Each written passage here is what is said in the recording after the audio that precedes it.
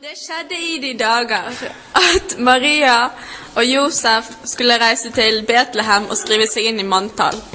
Men Maria var gravid. Å nei, jeg er jomfru. Hvordan har jeg blitt gravid? It's Jesus juice. Å, vi må finne en plass å sove. Vi må finne et herberge. Der! Ja. Nei, det er fullt i herberget! Gå videre! Ja, men hun er gravid! Spiller ingen rolle! Men hvor vi skal sove da? Gå videre, her er fullt her! Hva gjør vi nå? Vi må finne en annen plass å sove. Der er en stall!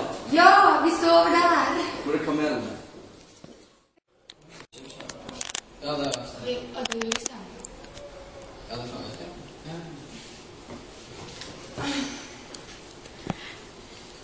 Ok.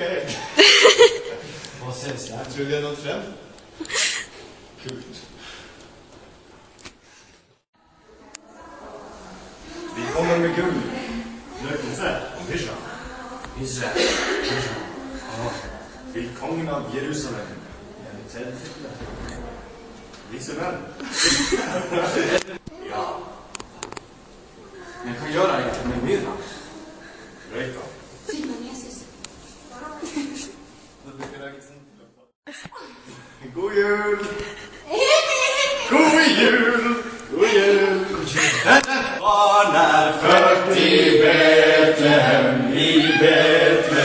De gleder seg Jerusalem. Halleluja, halleluja.